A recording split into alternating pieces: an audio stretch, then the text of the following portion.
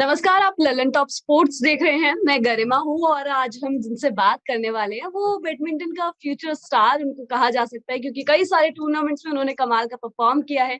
हाल ही में जब Indian opens खेला गया तो साइना नेहवाल को हराया। उसके बाद जब सैयद बोदी खेला तो पीवी सिंधु के खिलाफ फाइनल खेला, और अभी हाल में वर्ल्ड नंबर 1 जो कि जूनियर में है तस्नीम मीर, उनको हरा कर आ रही है। उनके खिलाफ एक बहुत अच्छी फाइट जीती Malvika. Welcome to the Lallantop sports. Uh, thank you तो सो मच। तो मैं मेरा सबसे पहला सवाल यही है कि ये जो आपका एक अच्छा टाइम गुजरा है, how are you enjoying it? ये टाइम बहुत ही अच्छा है मेरे लिए क्योंकि लगातार बहुत अच्छे परफॉर्मेंसेस रहे हैं and these 3 months have been very eventful for me, very successful for me, and I have almost gone up to, I think, my career high ranking of 67 at the moment in the world. So this is one of the best phases of my life, you can say it like that. बिल्कुल, कई tournaments आपके बहुत अच्छे गए हैं। Latest जो आपने अभी ओडिशा ओपन खेला उसमें आप थोड़ी सी फिट नहीं थी, तो इस वजह से वो सेट जी। गया, वो मैच गया। अगला सवाल मेरा सीधा सीधा यही होगा कि मतलब आपने इतने सारे टूर्नामेंट्स खेल लिए हैं, आपने कई अप्स एंड डाउन्स देख लिए पूरे कई सारे मैचेस में।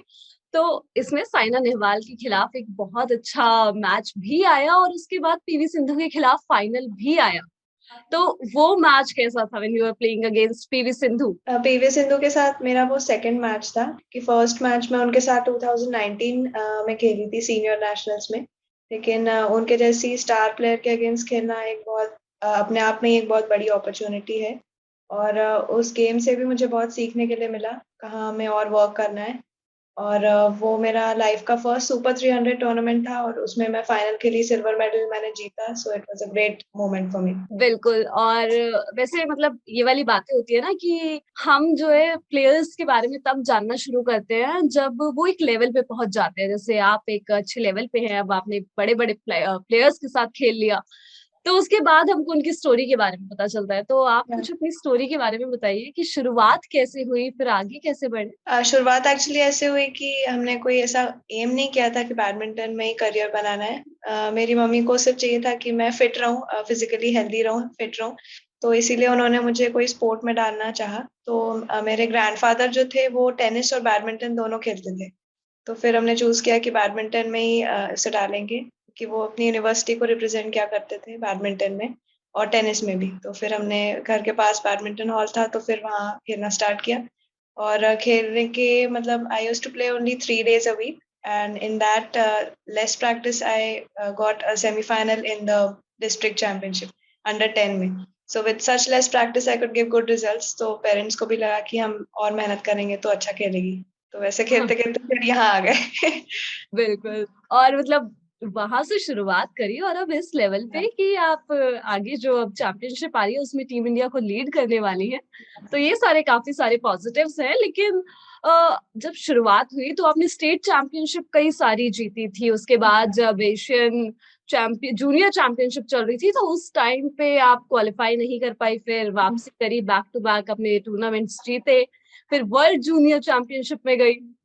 या तो वो अप्स एंड डाउन्स कैसे कोप अप करते हैं? स्पोर्ट्स पर्सन की लाइफ में तो अप्स एंड डाउन्स आते ही रहते हैं, लेकिन जो अप्स एंड डाउन्स दोनों में से सीखे और आगे बढ़ता रहे with that much of positivity, वही इवेंचुअली आगे जाएगा, जो मैंने किया।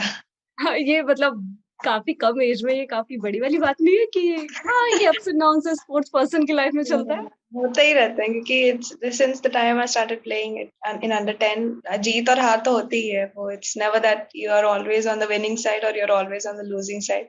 तो जो विनिंग और लूजिंग दोनों में से जो टेक बैक्स हम ले सकते हैं, टेक अवे जो ले सकते हैं, और हमारे गेम को एवरीडे इम्प्रूव करने की जो कोशिश है वही हमको आगे ले जाती है। तो जब 2022 में अभी इंडियन ओपन्स में साइना नेहवाल के खिलाफ मैच जीता तो वहां से क्या पॉजिटिव और क्या नेगेटिव थे? वो match in itself was a very big learning opportunity for me, was a very big match for me, क्योंकि इतने बड़े लेजेंड के अगेंस्ट खेलना ही बहुत एक बड़ी बात है। So I just wanted to give my best. और मेरा एम था कि अम, मैं कितना अच्छा खेल सकती हूँ, मुझे वो देखना था उस मैच में। तो मैंने कुछ ऐसा नहीं रखा था कि उन्हें हराना है या मैं कितना स्कोर कर पाऊंगी, मैंने ऐसे कोई एम नहीं रखा था।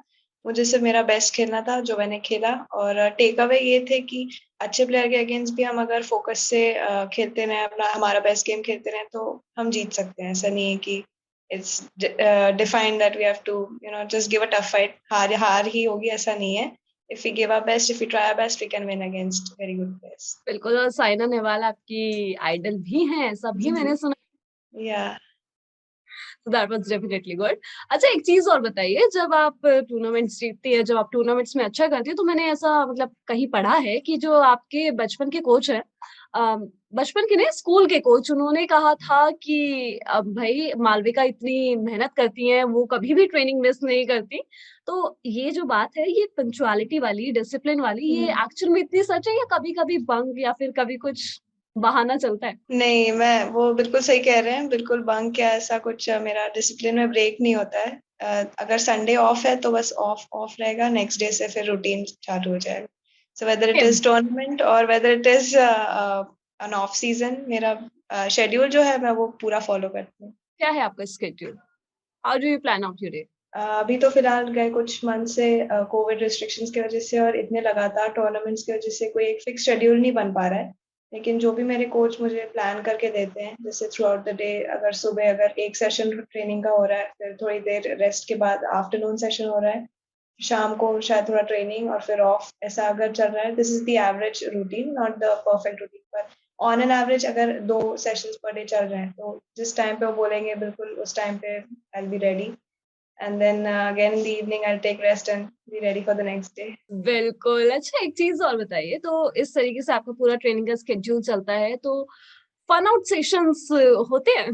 हाँ, वो तो होते हैं, प्लान करते हैं. मे बी सैटरडेज और संडेज को वो प्लान करते हैं इसके बारे में. बिल्कुल.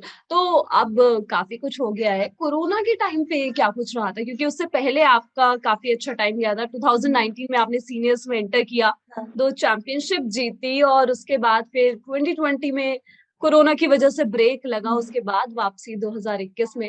तो वो कोरोना का टाइम पीरियड कैसे कटा? कोरोना का टाइम पीरियड शुरुआत में जो ब्रेक मुझे मिला वो मुझे लगा कि मेरे लिए काफी नेसेसरी था, क्योंकि गए काफी सालों से ब्रेक नहीं हो पा रहा था. वेकेशन तो बिल्कुल दूर की बात है, 1 वीक का भी ऑफ नहीं हो पा रहा था, इतना पैक्ड शेड्यूल था. और मेरे 12th बोर्ड्स चल रहे थे 2020 के फेब में.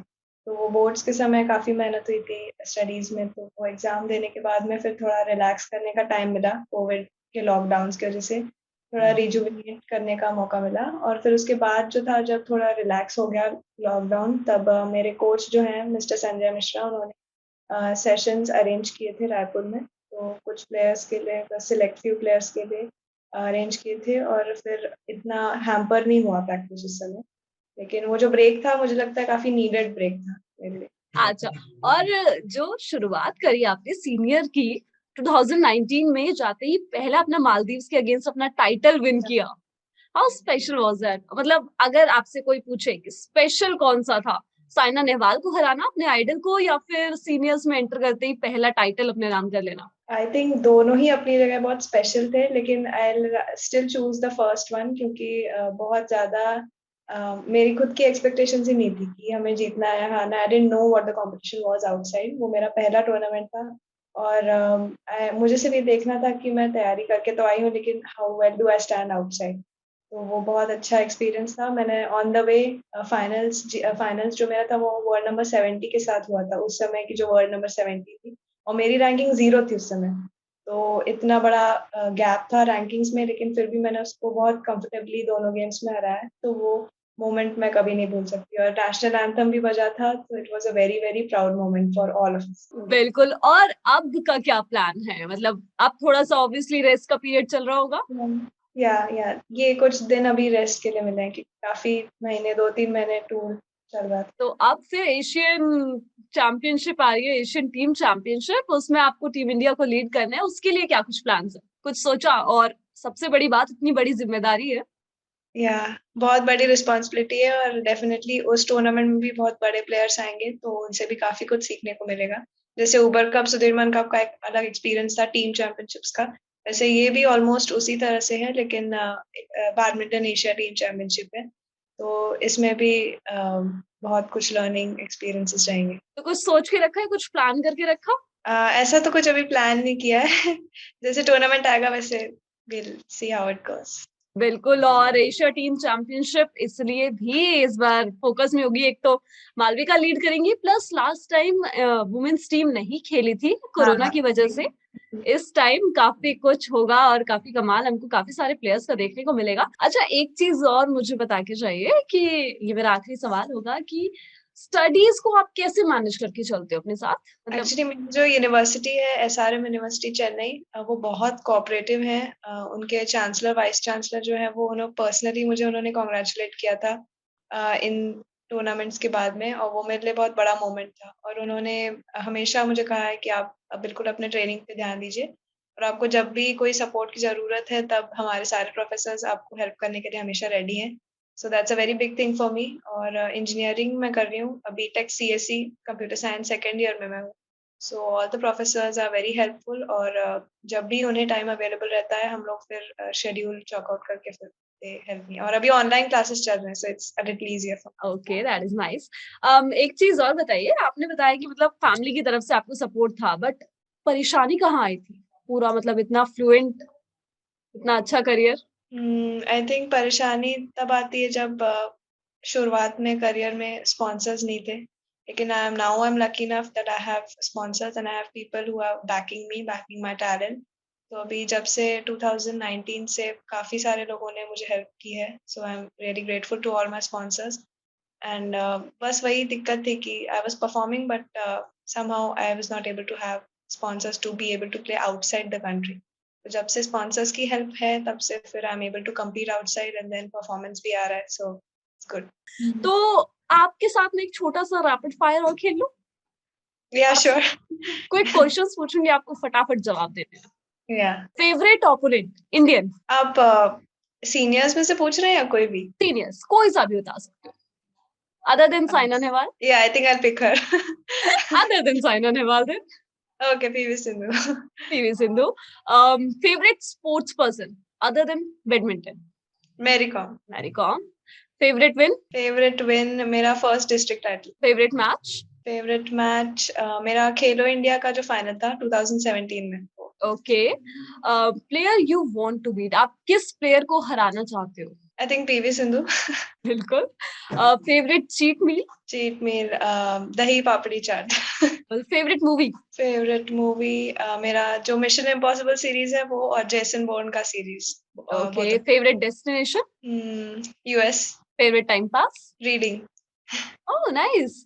बट इफ नॉट, अगर आप बैडमिंटन प्लेयर ना होते तो क्या होते, तो क्या करते? And then I think that I would have become a dancer or a Casio player, or maybe just a normal studious girl. Okay, that is nice. Thank you so much for your time Malvika. Malvika, तो ये थी हमारे साथ Malvika बंसूद, badminton player, कमाल का perform कर रही है ये अभी इंडियन टीम के लिए, और आपको जल्द ही एक्शन में भी दिखने वाली है। ललन टॉप स्पोर्ट्स पे ऐसे इंटरव्यूज के लिए आप जुड़े रहिए ललन टॉप स्पोर्ट्स के साथ।